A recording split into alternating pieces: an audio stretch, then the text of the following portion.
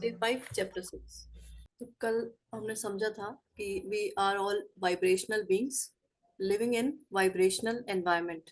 आज हम समझने जा रहे हैं द लॉ ऑफ अट्रैक्शन, जो कि मोस्ट पावरफुल लॉ है। अब इसको समझते हैं कि अभी तक जैसा समझा था, थोड़ा सा इसमें आगे बढ़ेंगे कि हमारी एवरी थॉट, हर सोच वो वाइब्रेट करती है, हमारे अंदर से रेडिएट करती है, इमिट करती है एक सिग्नल, एक मैसेज, और हर थॉट अट्रैक्ट करती है एक मैचिंग सिग्नल बैक। मतलब उसी तरह की फ्रीक्वेंसी का सिग्नल जो है वो वापस मैच करके वापस आता है, और इसी प्रोसेस को कहते हैं law of attraction. This is called law of attraction.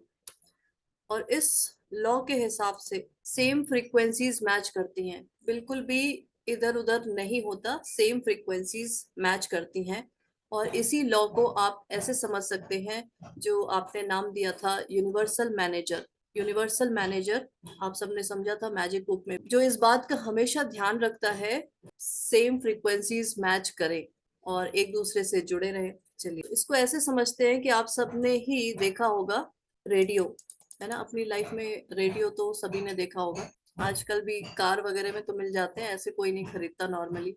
तो जब आप रेडियो ऑन करते हैं तो उस टाइम क्या होता है कि आप अपना वो रिसीवर जो है होता है उसका वो मैच कराते हैं ना। जैसे मान लो कि आपको 91.1 चैनल सुनना है, तो आप 91.1 ही लगाते हैं, ऐसा नहीं करते कि 91.2 कर दें या 91.0 कर दें। और अगर ऐसा हो भी जाता है गलती से, तो आप सबको पता है कि जो क्लियर वॉइस आनी चाहिए, क्लियर म्यूजिक जो आना चाहिए, वो नहीं आ पाता है ना। ऐसा सबने एक्सपीरियंस किया होगा, सबको पता है। मतलब फ्रीक्वेंसी मैच करानी पड़ती है पर्टिकुलर रेडियो स्टेशन से। और इसमें हमें कोई भी कंफ्यूजन नहीं रहता। हमें अगर 91.1 रेडियो सिटी सुनना है तो हम वही चैनल बस लगा देते हैं। 93.5 सुनना है, 98.3 सुनना है, मतलब जो भी सुनना है आपको, वो आप उसको ट्यून इन कर देते हैं। इसी को हम कहते हैं ट्यून इन। जैसे कि रेडियो वेव्स होती हैं, उनकी जैसे ही फ्रीक्वेंसी मैच करती है और आपको क्लियर वॉइस, क्लियर सिग्नल या क्लियर मैसेज कह सकते हैं, वो आने लगता है। जो ब्रॉडकास्टिंग टावर होता है वहां से आप रेडियो, उसका मैसेज सिग्नल उसको कैच करके आपको वॉइस उसमें से आने लगती है। एक चीज और समझने वाली बात है जो कि हमें अपने लिए है, कि ऐसा नहीं है कि एक बार अगर कैच हो गया, मतलब आपने 91.1 लगाया और उसमें से म्यूजिक आने लगा, और आप क्या करेंगे, अब उसको इधर उधर घुमाने लगेंगे, 91.3 लगा दिया, 91.0 कर दिया, और आप तब भी सोचेंगे कि वैसा ही म्यूजिक आए। तो ऐसा नहीं होगा कि एक बार ट्यून इन करने से सेट हो गया। मतलब हमेशा उसी फ्रीक्वेंसी वही सेम होनी चाहिए, तभी वो कैच कर पाएगा।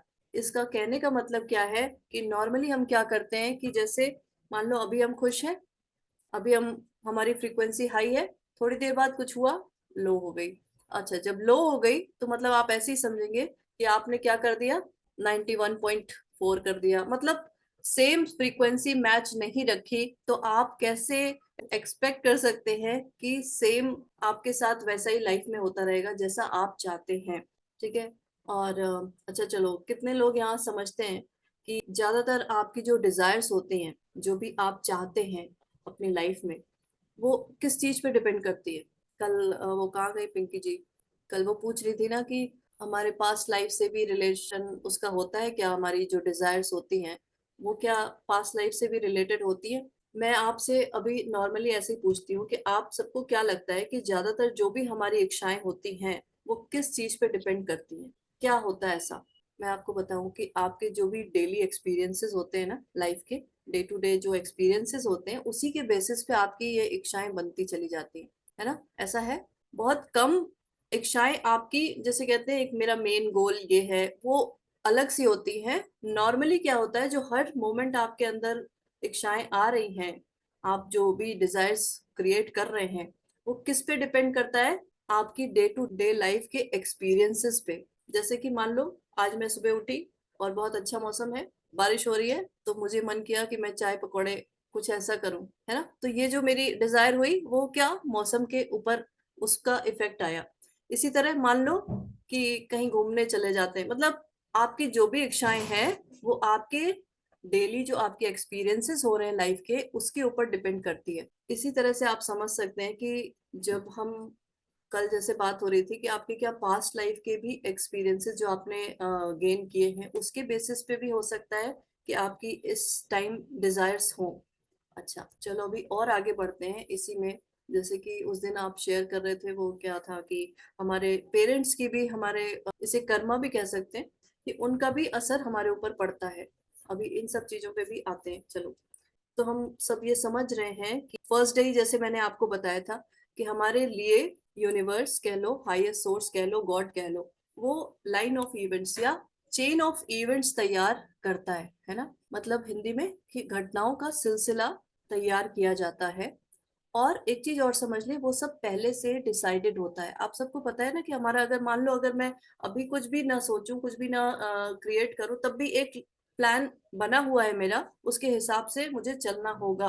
तो अब आप समझ रहे हैं कि जैसे जैसे मेरे पास जो भी लाइफ एक्सपीरियंसेस आते चले जा रहे हैं और मैं जो भी ऑप्शन चूज करके, ऑप्शंस भी है मेरे पास साथ में, उसको चूज करके आप अपने नए डिजायर्स क्रिएट करते हैं। फर्स्ट डे वाला वो जो था एक पार्ट की लाइन ऑफ इवेंट्स, जो मैंने आपको इस पे बहुत ज्यादा जोर दिया था कि थोड़ा बिगर पिक्चर देखेंगे यूनिवर्स की। ऐसा नहीं है कि हम सिर्फ और सिर्फ अपने ही तक सीमित रह जाएं। थोड़ा सा इस पे ध्यान देंगे कि कितना कुछ हो रहा है पूरे यूनिवर्स में। और सिर्फ एक लाइन ऑफ इवेंट्स ऐसे ही नहीं है कि बस वही चीज आपके लिए तैयार कर दी गई है। आपके हर चॉइस पे, हर जब भी आप ऑप्शन चूज कर रहे हैं, उस पे भी डिपेंड करता है कि आप कुछ नया ट्रैक बनाने लगते हैं और नए एक्सपीरियंसेस को जैसे कहते हैं अनफोल्ड करते हैं। आपका जो भी हर मोमेंट फोकस कहाँ रहता है, हर समय ध्यान किधर रहता है, उस पे भी डिपेंड करता है कि आप अपनी लाइफ में क्या अट्रैक्ट कर रहे हैं। जिस भी चीज पे आप ध्यान देंगे, आप में से वैसे ही वाइब्रेशंस इमिट होंगे। ये सब हमको पता है ना कैसे। जब भी आप किसी चीज को भी देखते हैं, और हर पर्सन का पर्सपेक्टिव अलग होता है। जो भी मैं पर्सपेक्टिव की बात कर रही थी, मतलब हर आदमी का दृष्टिकोण अलग होता है। हर आदमी यूनिक होता है इसीलिए क्योंकि उसका अलग दृष्टिकोण होता है, और वो दृष्टिकोण भी ऐसे ही नहीं बन जाता। अच्छा, कोई भी चीज आप जब देख रहे हैं उसकी एनर्जी चेंज होगी। जिस नजरिए से देख रहे हैं उससे एक अलग क्रिएशन होगा। एक ही चीज को अगर तीन चार लोग देख रहे हैं तो हर पर्सन का अलग पर्सपेक्टिव होगा। ठीक है, और हर पर्सन अलग तरीके की वाइब्रेशंस इमिट करेगा, और जो वाइब्रेशंस इमिट करेगा वही वो रिसीव करेगा। तो ऐसा आपने कई बार देखा होगा कि चीजें सबके साथ एक जैसी हो रही हैं, लेकिन फिर भी आगे चल के उनके, जिसे कहते हैं डेस्टिनी कह लो या जो भी कह लो, वो चेंज हो जाती है। तो जब भी हम वाइब्रेशंस क्रिएट कर रहे हैं, that means you are asking. Asking, आप मांग रहे होते हैं, and then it will be given to you. कैसे वाइब्रेशंस वापस आती हैं और वो मैच कर जाती हैं। ओके। अब जब भी आपको कुछ चाहिए, इफ यू वांट एनीथिंग, और जो कि आपके पास नहीं है, तो आपको सिर्फ क्या करना है, अपना ध्यान उस तरफ बनाए रखना है और ऐसे बना के रखना है जैसे कि वो आपके साथ हो ही चुका है। उस फीलिंग में रहते हुए जब आप अपना ये फोकस रखते हैं, और उसी को लॉ ऑफ अट्रैक्शन कहते हैं, जब वो चीज मैच कर जाएगी। और ये लॉ है जो कि एक जैसा सबके साथ काम करता है। ये अब आपको कैसे पता चलेगा कि आप अट्रैक्ट क्या कर रहे हैं। कुछ भी रिसीव करने के लिए वाइब्रेशंस मैच करनी होगी। और इजिएस्ट वे क्या है, just to imagine it. Imagine कैसे करना है, प्रिटेंड करना है, मतलब मान लेना है कि that it is already in your experience. जो कुछ आपको चाहिए वो ऑलरेडी आप उसे, आपके एक्सपीरियंस में आ चुका है, वो लाइफ के एक्सपीरियंस में वो आ चुका है। जब ऐसा इमेजिन करते हैं, फील करने लगते हैं, तो उसी तरह की थॉट्स जो हैं वो आपके अंदर से इमिट होने लगती हैं towards the enjoyment of that experience. चलिए, जब आप इस तरह की प्रैक्टिस कर रहे होंगे तो आप कंसिस्टेंटली वैसे ही वाइब्रेशंस इमिट कर रहे होंगे। इमिट मीन्स ऑफर कर रहे होंगे, और वापस लौट के भी सेम फ्रीक्वेंसी की वाइब्रेशंस आएगी। और जब भी ऐसा होगा तो क्या होगा कि आप ये देख रहे हैं, इसमें क्या है, जब आप इस तरह से फीलिंग लेकर आएंगे कि आपके पास वो चीज ऑलरेडी है, ठीक, और आप, जैसे मैंने बताया था ना कि आपको पता है कि वो चीज आ रही है, आपके घर कोई गेस्ट आ रहा है, तो वो उस टाइम की जो फीलिंग होती है, जिसे कहते हैं आप ये एक्सपेक्टेशन से ईगरनेस में पहुंचेंगे। ठीक, ईगरनेस से जॉय में पहुंचेंगे। और इसी तरह से अगर इसका उल्टा है तो क्या होगा कि आप पेसिमिज्म या वरी कह सकते हैं, आप चिंता करने लगेंगे, डिस्करेजमेंट होने लगेगा, और कई बार उसमें फ्रस्ट्रेशन और उसके बाद एंगर आने लगता है, और बहुत ज्यादा वो चीजें बढ़ जाती हैं तो फिर इनसिक्योरिटी होने लगती है। तो इस इमोशनल स्केल है, उससे आपको यही पता चलता है कि आप क्या कर रहे हैं अपने क्रिएटिव पावर का। क्रिएटिव पावर आपके पास है और उसका यूज कैसे कर रहे हैं, और आपके जो इमोशंस हैं वही एक, जैसे कहते हैं, परफेक्ट गाइडेंस स्केल है। गाइडेंस सिस्टम पूरा बना हुआ है। बस आपको ध्यान देने की क्या जरूरत है कि आप अपने गाइडेंस सिस्टम की स्केल पे कहाँ पे हैं, किधर है। इसलिए आप अवेयर रहें कि आप क्या फीलिंग लेकर आ रहे हैं अपने अंदर। और आपको पता है कि creative power means you can change your emotions, you can change your feelings any time. तो लॉ ऑफ अट्रैक्शन को आप ऐसे समझेंगे कि यूनिवर्सल मैनेजर, जैसा नाम दिया है, मैनेजर आप समझ लीजिए, जो एक मैजिक चैप्टर में भी आया था। इन सबको समझने के बाद आपको ये पता चलेगा कि you get what you think about, चाहे आपको पसंद हो या ना हो, वेदर यू वांट इट और नॉट, आपको चाहिए या नहीं चाहिए, इससे कोई फर्क नहीं पड़ेगा कि आपको ये पसंद आ रहा है कि नहीं आ रहा है, आपको ये चाहिए भी था कि नहीं चाहिए था, आपने इसके बारे में सोचा इसलिए आपको ये मिला। और जब भी आपकी कोई भी प्रीडोमिनेंटली, जैसे कहते हैं, थॉट, सोच, वो आपकी होगी तो आपकी लाइफ में वैसे ही एक्सपीरियंसेस आते जाएंगे। और एक्सपीरियंसेस क्या है, सिर्फ और सिर्फ रिफ्लेक्शन है ऑफ योर थॉट्स। आपने वो फिजिक्स में एक लाइट चैप्टर है ना, उसमें यही है, law of reflection. Angle of incidence is equal to angle of reflection. मतलब रिफ्लेक्शन क्या है, आपके लाइफ के एक्सपीरियंसेस, जो भी थॉट आपसे इमिट होगी सेम वैसे ही आप एक्सपीरियंसेस लाइफ में देखेंगे। तो just be aware whatever you are thinking. आप ऐसे समझ लें कि जो इस समय सोच रहे हैं वो आप अपनी लाइफ के आगे के लिए प्लान कर रहे हैं, प्लानिंग अ फ्यूचर इवेंट। तो अगर आप अप्रिशिएट कर रहे हैं, when you are appreciating, you are planning वही चीज। इफ यू आर वरिंग, परेशान हो रहे हैं, चिंता कर रहे हैं, तो you are planning that. Every thought, हर सोच, एवरी आइडिया, जो भी आपके दिमाग में आइडिया आ रहा है, एवरी बीइंग, हर पर्सन और हर चीज, एवरीथिंग इज वाइब्रेशनल। हर चीज वाइब्रेशनल है। चाहे कोई आइडिया हो, जैसे बात हो रही थी ना कि ये आइडिया कैसे, तो कैसे आपको सिर्फ और सिर्फ फ्रीक्वेंसी मैच करानी है। तो when you focus your attention, जब भी आप अपना जो फोकस करते हैं किसी भी चीज पे, समथिंग, एनीथिंग, तो क्या होगा, वो चाहे बहुत थोड़ी देर के लिए क्यों ना करे, for a very short period of time, तब भी क्या होगा कि वो चीज आपके पास अट्रैक्ट होने लगती है। इस लॉ से हमें यही समझना है कि आपकी लाइफ में कुछ भी ऐसे ही नहीं होता विदाउट योर इनविटेशन। आप ही हर चीज को इनवाइट करते हैं। कैसे? Through your thoughts. ठीक है, आपके जीवन के जो भी एक्सपीरियंस हैं, जो भी आपको अच्छा लग रहा हो या नहीं लग रहा हो, उससे कोई फर्क नहीं पड़ता। जो कुछ भी आपके लाइफ में घट रहा है, एक्सपीरियंस करते चले जा रहे हैं, उसे आपने अपने थॉट के थ्रू ही उसको इनवाइट किया है। जो इसमें बार बार ये बात आ रही है कि वाइब्रेशनल एनर्जी जो है, आप उसे अपने आप को ऐसे समझेंगे कि कॉन्शियसनेस, या फिर उसे कहेंगे एनर्जी, या फिर कहेंगे वाइब्रेशन, इलेक्ट्रिसिटी, है ना। कल करंट की भी बात की थी। और को क्रिएटर, क्रिएटर वो, और आप खुद को को क्रिएटर कहेंगे, क्योंकि जैसा कि कल बात हुई थी, किचन में जाके आप ही बना रहे हो बट सामान सब कुछ किसी और ने लाके रखा हुआ है। तो you are co creating your future, co creating your life experiences. हाँ जी Nidhi ji. Ma'am as you said हमारी लाइफ में सब कुछ हम इनवाइट करते हैं थ्रू आवर थॉट्स।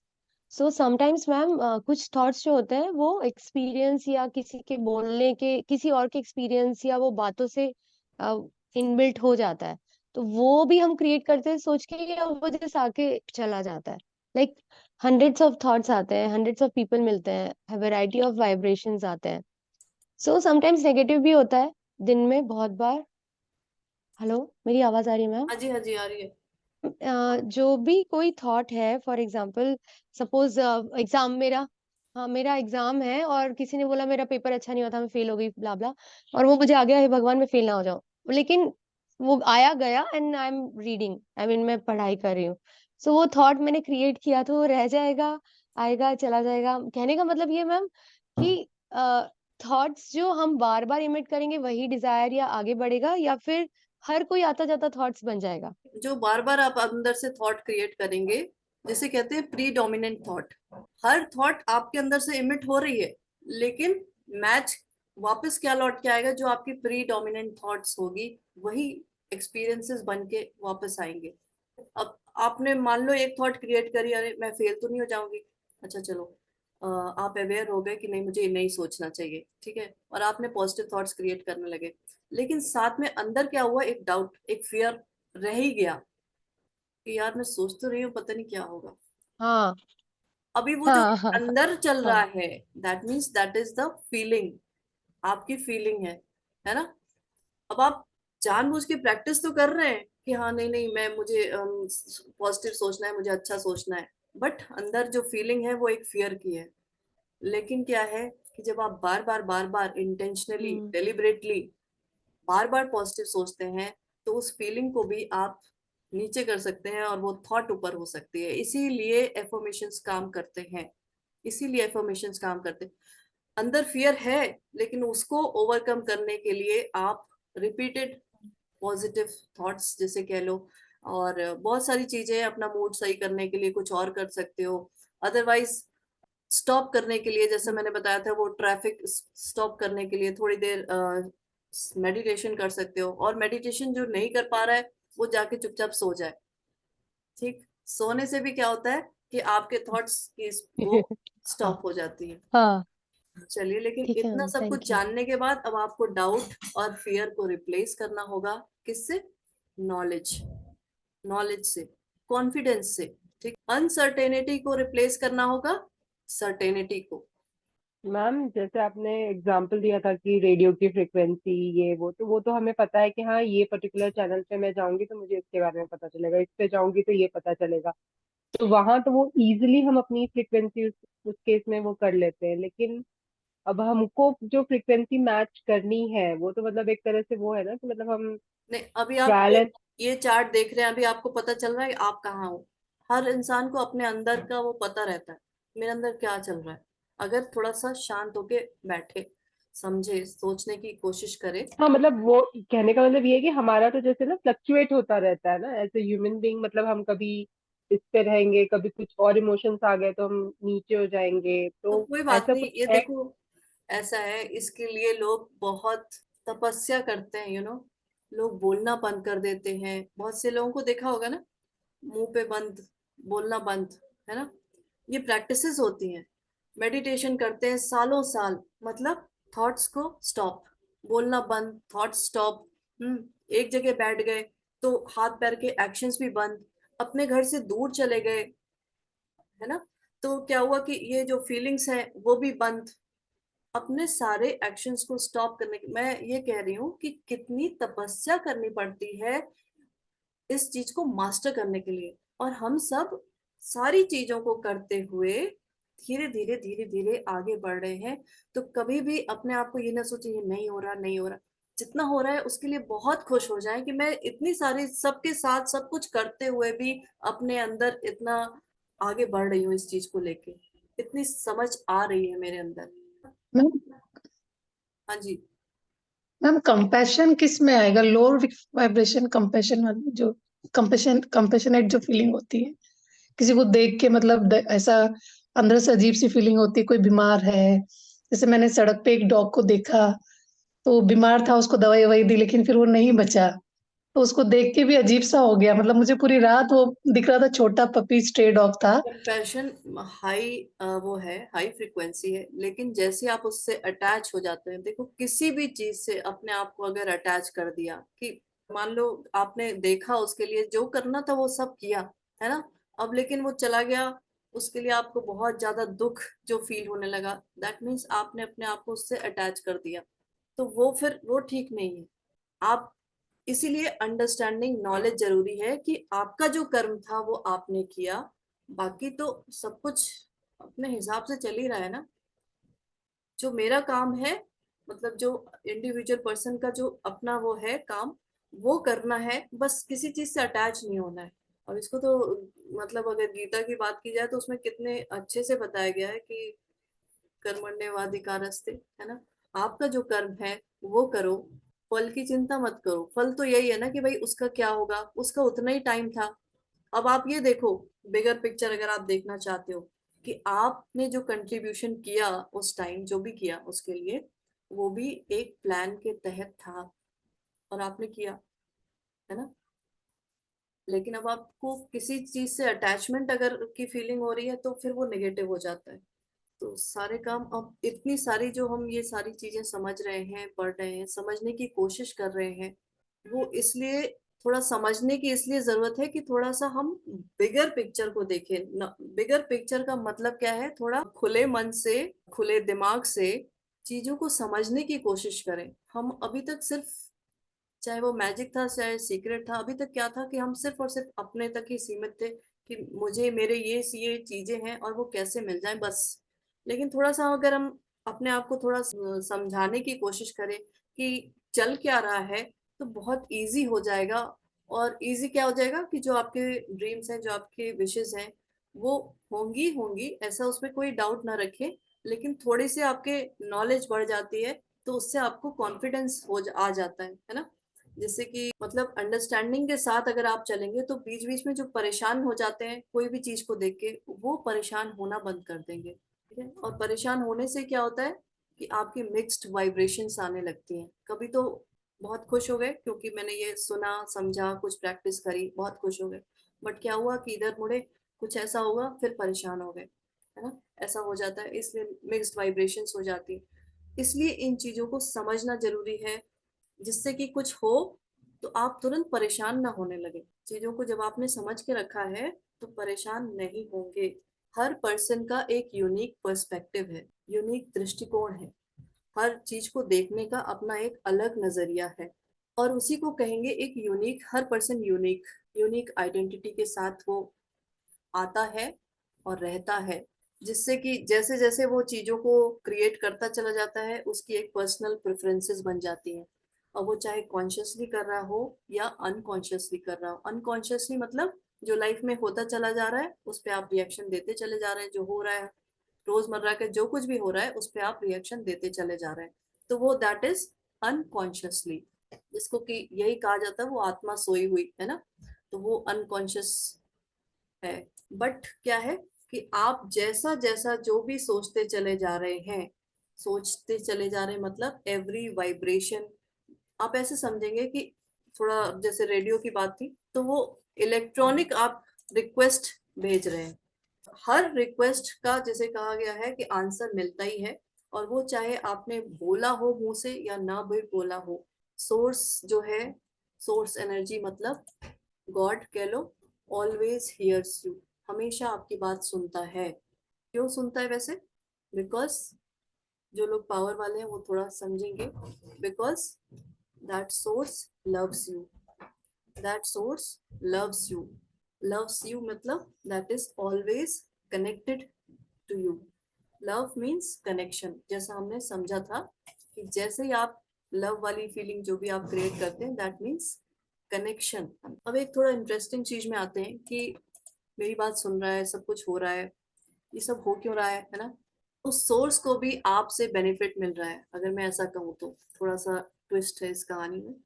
आप जो भी तरह तरह के एक्सपीरियंसेस आपकी लाइफ में हो रहे हैं, जिसकी वजह से आपके अंदर क्या होता है कि और डिफरेंट तरीके की डिजायर्स होती हैं। और चूंकि आप हर रिक्वेस्ट, आपकी हर रिक्वेस्ट को सुना जाता है और उसका आंसर दिया जाता है, तो इन सब से क्या हो रहा है? यूनिवर्स का एक्सपेंशन, यूनिवर्स का एक्सपेंशन होता चला जा रहा है। और आपको पता है universe is expanding faster than the speed of light.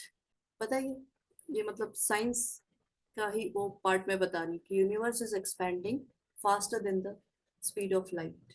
ऐसा ना सोचेंगे कि जैसा मैंने कहा था ना कि स्पिरिचुअल लाइन में है तो आप डिजायर्स क्यों क्रिएट करें और ये हो। तो आपकी जो भी इस समय प्रेजेंट रियलिटी हो, प्रेजेंट रियलिटी मीन्स आप इस बुक्स के हिसाब से समझेंगे टाइम स्पेस रियलिटी, बिकॉज अर्थ में टाइम भी है स्पेस भी है, तो टाइम स्पेस रियलिटी है।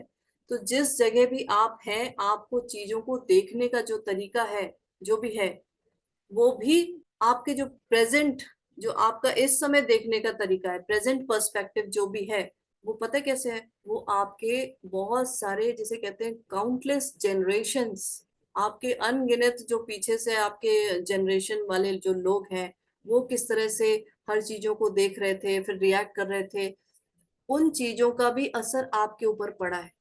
ये बात समझ में आ रही है? आपका सिर्फ अपना ही नहीं है, आप बहुत पीछे से सारी चीजों को लेते हुए आ रहे हैं, जो कि इवॉल्व होता चला गया है, पीछे से आते हुए इवॉल्व होता चला गया है, और आप इमेजिन भी नहीं कर सकते इस बिगर पिक्चर को कि कितने पीछे से और क्या क्या होता चला जा रहा है, और कहाँ कहाँ क्या एक्सपेंशन होता चला जा रहा है, क्या क्रिएट होता चला जा रहा है।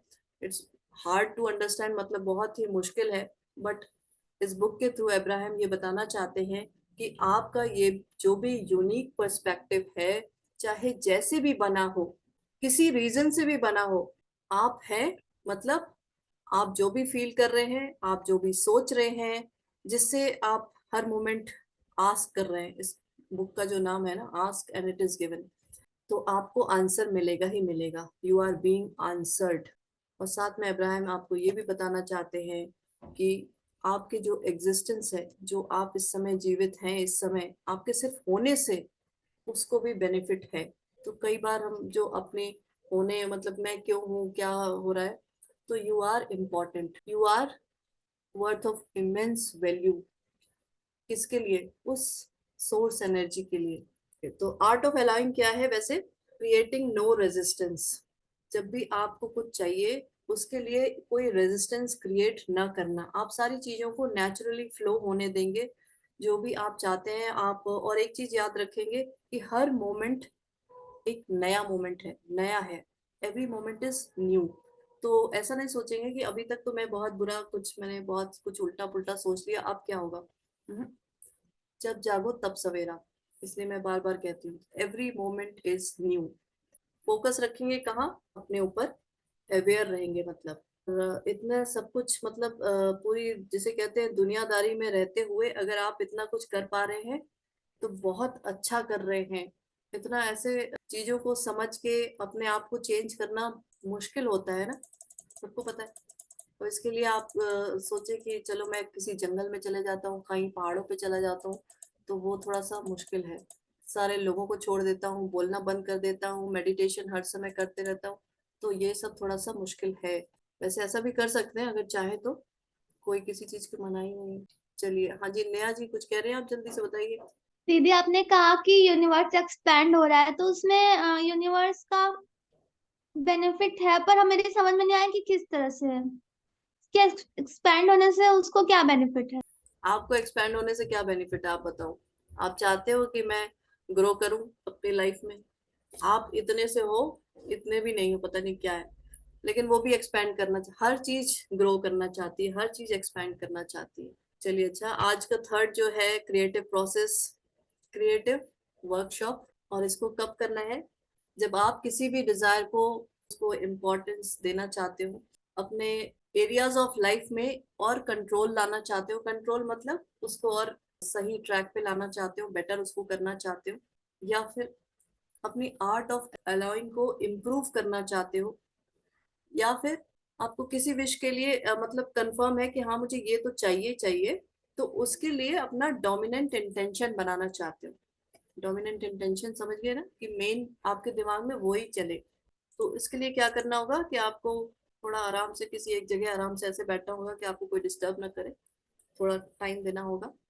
देखिए, कुछ हेडिंग डाल सकते हैं, जैसे my body, my home, my relationship, my work, और भी अपना कोई जो भी लाइफ एरिया होगा उस तरह से। इसमें एक एग्जाम्पल लेते हैं माई बॉडी का। पहला, जैसे माई बॉडी, आप अपनी बॉडी के लिए, या इसे लिखेंगे ऐसे कि this is what I Dzire regarding my body. Hindi में, मैं अपने शरीर के बारे में ये चाहता हूँ। और जो आपके दिमाग में आए उसे लिख सकते हैं। जैसे इसमें एक एग्जाम्पल दिया है, वो मैं आपके साथ शेयर कर सकती हूँ कि I want to return to my ideal body weight. दूसरा है, I want to get a great haircut. I want to find some wonderful new clothes. I want to feel strong and fit. ठीक है, इसमें आपने देखा कि आप अपने आइडियल बॉडी वेट पे आना चाहते हैं, और जो चीज आपको समझ में आ रही है उसे ऐसे नोट डाउन कर सकते हैं। अब क्या करना है कि एक एक स्टेटमेंट को लेके, जैसे मान लो इसमें था कि I want to return to my ideal body weight, उसको लेके आपको कई सारी चीजें अपने अंदर से ढूंढनी होगी कि क्यों, वाई आइडियल बॉडी वेट पे आना ही क्यों है। बिकॉज इसमें जो एग्जाम्पल है कि because I feel best when I am at that weight, मुझे बहुत अच्छा लगेगा, बहुत अच्छा लगता है कि मैं जब उस वेट, आइडियल वेट पे रहती हूँ। Because I will be able to wear some of my favourite clothes, मैं अपने फेवरेट क्लोथ्स बहुत ही आसानी से पहन सकती हूँ। Because it will be fun to shop for a new wardrobe. ठीक है।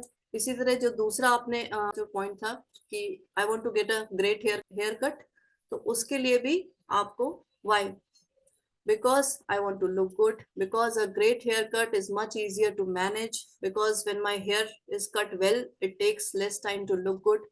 मतलब यही है कि जो जो आपको चाहिए उसके लिए जितना आप ढूंढ सके, क्यों क्यों चाहिए, बिकॉज वो सारी चीजें आपको लिखनी है।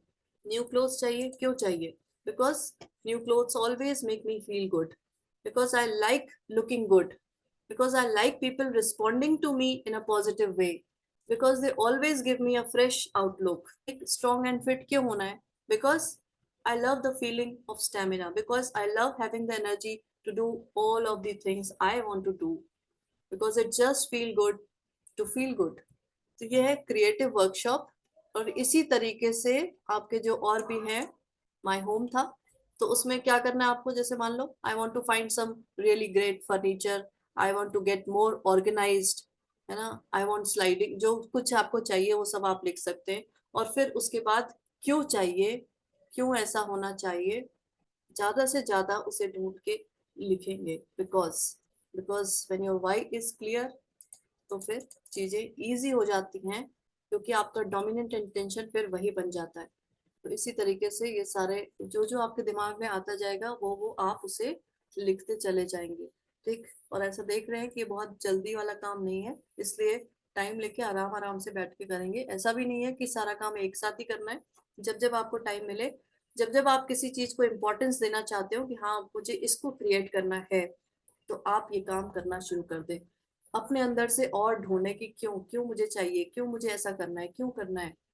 जितने ज्यादा आप रीजन अपने अंदर से निकालेंगे, आप ऐसे समझेंगे कि वो और आपका डोमिनेंट इंटेंशन बन जाएगा। ठीक। Because we all are magnets, हम सब एक मैग्नेट की तरह हैं। तो इस प्रोसेस से, इस क्रिएटिव जो भी वर्कशॉप है, उससे आपको ये हेल्प मिलेगी कि आप किस तरह का मैग्नेट बनना चाहते हैं। जो भी आप अपने अंदर से इतने रीजन ढूंढ के निकालेंगे किसी भी चीज को, तो रीजन फाइंड आउट करने से आपको पता चल जाएगा कि हाँ भाई यही चाहिए मुझे, इसी तरह का कुछ होना चाहिए। तो वो दीदी ये बताइए कि ये जो आपने लिखने को दिया है, आर्ट ऑफ अलाइंड, ये इसी पे है ना? तो ये वो जो कल मेरा क्लास छूट गया था, एक बॉक्स बनाने के लिए आपने दिया है, ये उसी का ही पार्ट है या अलग है? ये अलग अलग प्रोसेस है। हर दिन एक नया अलग क्रिएटिव प्रोसेस बताया जा रहा है। जो कल वाला था वो अलग है। उसमें भी तो डिजायर से डालनी थी ना? उसमें भी यही काम करना था। देखिए हमें तो रोज एक ऐसा ही काम मिलेगा जिसमें जो आपको चाहिए उसके ऊपर फोकस करेंगे। ठीक है, चाहे वो पिक्चर फॉर्म में होगा, या फिर आपको उस पर लिखना होगा कुछ, या फिर आपको उसके बारे में कुछ सोचना होगा। और इसका देखो, इसको भी इस तरह से मेंटल गेम की तरह खेल सकते हैं। मेंटल गेम अपने दिमाग में ही, मान लो लिखने का भी टाइम नहीं है और मैं फ्री ऐसे बैठी हूँ, कोई ऐसी जगह हो सकती है कि मैं लिख नहीं सकती, तो मैं अपने दिमाग में सोच सकती हूँ क्यों चाहिए मुझे ये चीज, क्यों मुझे ऐसा काम करना है, क्यों करना है, क्यों मेरे अंदर से ऐसा क्यों हो रहा है। रीजन अपने अंदर से निकालेंगे। ठीक है। तो जितना ज्यादा उस चीज पे फोकस करते हैं, wherever you focus that grows, that expands। अच्छा, ये अगर मेरे दिमाग में कोई एक नेगेटिव थॉट आ रही है जो ऐसे टाइम पे भी आ जा रही है कि एक्टिव नहीं है, सो रहे या जग रहे या थोड़ा सा कुछ ऐसा है कि नींद भी नहीं आ रही, लेकिन हाँ अभी पूरे सेंस में नहीं है, उस समय भी कोई थॉट आ रही है जो मेरे अपने कंट्रोल में नहीं है, तो उससे उससे भी परेशान तो नहीं होना है, पर उसको रिमूव करना है या उसका इफेक्ट रिमूव करना है, तो क्या पॉजिटिव ढेर सारी थॉट्स बनानी है? अच्छा ऐसा? ठीक है, देखिए इसका एक तरीका है, यहाँ पे जितने भी लोग हैं उनके साथ ऐसा होता होगा कि कई बार नेगेटिव थॉट्स आ जाती हैं, कई बार न चाहते हुए भी मेरे अंदर फ्रस्ट्रेशन आ जाता है, गुस्सा आ जाता है, जो भी है इस तरह की नेगेटिव थॉट्स आ जाती हैं, मैं नहीं चाहती फिर भी। तो उस टाइम जो भी आप कर रहे हैं कर ले, गुस्सा करना है गुस्सा कर ले, दुखी हो रहे हैं दुखी हो ले, फ्रस्ट्रेशन आ रहा है वो भी कर ले, कोई बात नहीं। ठीक, उस टाइम जो हो रहा है होने दे उसे, जस्ट रिलीज। जो भी आप कर रहे हो, किसी के ऊपर गुस्सा कर रहे हो या जो भी कर रहे हो, तो वो उसे आप हो जाने दें, लेकिन धीरे धीरे अपने दिमाग में अंडरस्टैंडिंग लेकर आएंगे कि ये जो मैंने किया है अभी जस्ट किया है, ठीक है भाई, अब बस इसको यहीं स्टॉप करना है। ठीक, एवरी मोमेंट इज न्यू, पहली चीज। उसके बाद से आप ज्यादातर मोस्ट ऑफ द टाइम जब आप अवेयर रहें तो आप पॉजिटिव थॉट्स को अपने अंदर जानबूझ के, जिसे आप एफर्मेशन कह सकते हैं, उसको रिपीट करेंगे।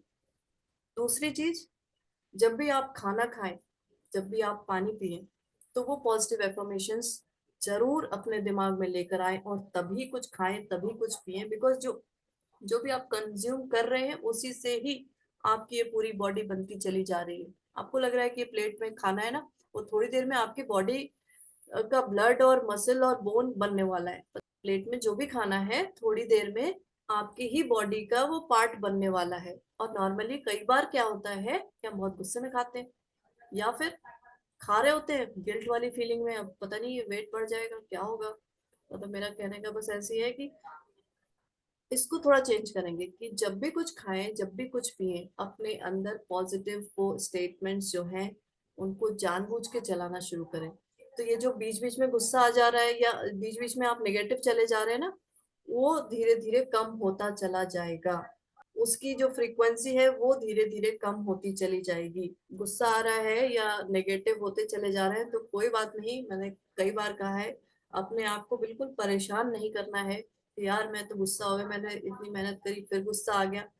कोई बात नहीं, गुस्सा आ गया तो आने दें, तुरंत अपने आप को रिकवर करें उस चीज से। इसमें थैंक यू बोल के पीने या खाने से काम नहीं चलेगा, और ज्यादा काम करना पड़ेगा। मतलब मेरा कहने का कि थैंक यू तो बोल रहे हैं, उसके बाद भी हो रहा है तो और ज्यादा करना पड़ेगा ना। हाँ नहीं, आपने खा और पिया तो उतना नहीं, उसमें और टाइम देना पड़ेगा तभी तो होगा। क्या आप कर रहे हैं, सिर्फ थैंक यू बोला और पिया है ना, थैंक यू पी लिया, थैंक यू खा लिया। थोड़ा अपने अंदर वो फीलिंग्स क्रिएट कर रहे हैं। वो फीलिंग्स क्रिएट करने के लिए मैंने कितना लंबा चौड़ा आपको कितनी बार भाषण दिया है कि भाई आपके पास जो प्लेट में खाना आ रहा है वो कैसे आ रहा है, इन सब चीजों के बारे में भी बताया, जरा उनके बारे में अपने दिमाग में लेकर आएंगे। हर फार्मर कितनी मेहनत करता है, पता नहीं उसको खाने को मिलता है कि नहीं मिलता ठीक से, जैसा आप खा रहे हैं वैसा तो नहीं मिलता होगा फिलहाल, लेकिन वो कितनी मेहनत करके, जो भी हो रही है मेहनत हर तरफ, आपको पता है कहाँ कहाँ से ट्रैवल करके ये आपके पास खाना आता है। और वो भी दिन में नहीं आ सकता, वो सब रात में ही ट्रैवल करते हैं, है ना। वो जो पूरा ट्रक वाला जो सिस्टम है वो रात में ही उनके लिए है, दिन में वो नहीं ट्रैवल कर सकते आपकी तरह की चलो अब रात में आराम से सोएंगे, कहीं क्या हुआ दिन में सो लेंगे। दिन कभी ऐसा रूटीन फॉलो करके देखना कैसा लगता है, कैसी फीलिंग आती है कि रात भर जगो और दिन में सो, चाहे आप लाख दिन में सो लो। उसके लिए मैंने अलग से भी बताया कि वो स्लीपिंग यूनिट्स होती हैं कि आपको उस टाइम सोना है तो मतलब बॉडी पे उसका क्या असर होगा। तो कौन कितनी मेहनत कर रहा है, क्या हो रहा है, इसलिए मैं हमेशा कहती हूँ कि थोड़ा सा अपनी जो पोजीशन है उससे पीछे हटके थोड़ी बिगर पिक्चर हमेशा देखने की कोशिश करें, तो आपको जो आपकी प्रॉब्लम है ना वो बहुत छोटी समझ में आएगी। बहुत सारे लोग बहुत क्या क्या फेस कर रहे हैं, आप तो कुछ भी नहीं कर रहे, आराम से आपके पास घर है, खाना खा रहे हैं, सब कुछ हो रहा है। कोई शायद कोई दो चार लोग ऐसे होंगे जो आपसे खराब तरीके से बोल दे रहे होंगे, सिर्फ बोल दे रहे होंगे, और उस चीज को लेके हम कितने परेशान रहते हैं ना। या कुछ छोटी मोटी चीजें नहीं हो पा रही होंगी तो उस चीज को लेके हम कितने परेशान रहते हैं। परेशान होना बहुत आसान है, क्यों? क्योंकि आप कहीं खड़े हैं ना, ऐसे पहाड़ पे खड़े हैं, अपने आप को ऐसे छोड़ दें तब भी आप धीरे धीरे नीचे खिसक जाएंगे। तो वो परेशान होना मतलब नेगेटिव होना मतलब नीचे जाना बहुत इजी है, सुपर इजी, आपको कोई मेहनत नहीं करनी। लेकिन हमेशा अपने आप को पॉजिटिव बनाए रखना, मतलब ऊपर चढ़ना मुश्किल हमेशा होता है, मेहनत हमेशा करनी पड़ती है। अपने आप से, मतलब एनवायरनमेंट से, लोगों से, तब आप ऊपर चढ़ पाते हैं। अपने आप को स्ट्रांग बनाना पड़ता है। देखा है कभी, अभी ऐसे जो लोग प्लेन ऐसे रहने वाले लोग हैं, उनको पहाड़ों पे चढ़ना पड़े तो थोड़ी देर में एकदम सांस फूलने लगती है, हाथ पैर में दर्द होने लगता है, अरे भाई क्या करे, कुछ कुछ इंतजाम कुछ और करे जैसे ऊपर चढ़ पाए। ऐसे नहीं चढ़ पाते, है ना। इसमें ही इतनी बुरी हालत होने लगती है। तो फिर ये तो बहुत मेहनत वाला काम है, तुरंत नीचे आ जा रहा है आदमी। और फिर भी मत परेशान हो, उसमें भी परेशान ना हो। ऊपर चढ़ना अगर एक बार आपने सोच लिया है कि हाँ भाई ये रास्ता मुझे समझ में आ गया है, और समझना जरूरी है कि हाँ ऊपर बहुत अच्छा है, बहुत कुछ अच्छा मिलने वाला है, शायद, शायद नहीं, सच में। तो ऊपर चढ़ने के लिए हमें मेहनत करनी है, और डे बाय डे मैं स्ट्रांग होती चली जा रही हूँ।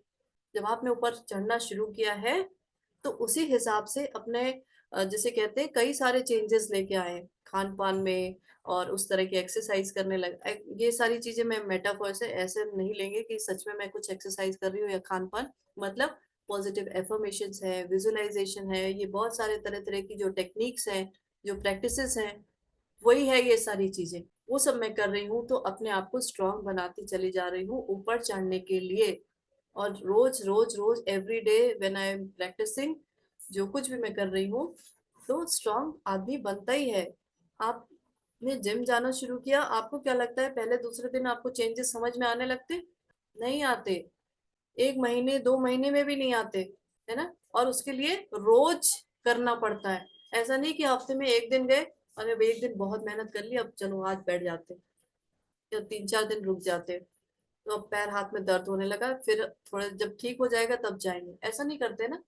जब आपको रिजल्ट चाहिए तो कंसिस्टेंटली आप प्रैक्टिस करते हैं किसी भी उस पे। तो अपने आप को चेक करें। कई बार क्या होता है कि हम अपने ये जैसे कहते हैं ना, उल्टी सीधी चीजों को छोड़ना ही नहीं चाहते। कई बार हम, मैंने देखा है कि बिना नेगेटिव टॉक के रह ही नहीं पाता आदमी, बिना गॉसिपिंग के रह ही नहीं पाता, बिना दूसरों की बुराई किए रह ही नहीं पाता।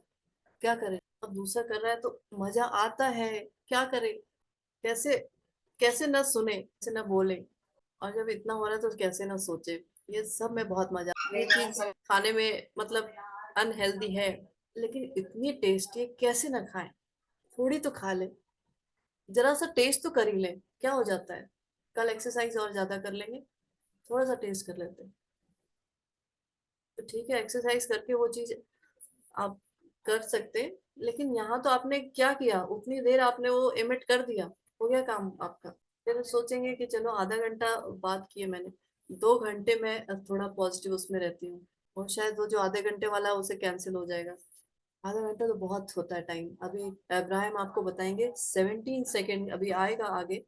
17 सेकेंड इज इनफ आपके उस वाइब्रेशन को इमिट करने में, जो कि आंसर आएगा ही आएगा। 17 सेकेंड, चलो वो तो भी आगे आने वाली बात में है। चलिए ठीक है, thank you so much. Thank you Priya, thank you. Thank you ma'am. Thank you so much thank you ma'am. Thank you the, thank you thank you. Thank you. Thank you तो सबके आ रहे हैं, किसी के चेहरे तो दिखाई नहीं दिए आज सबके। Thank you ma'am. चलिए ठीक है, thank you. Thank you Thank you. Ma'am.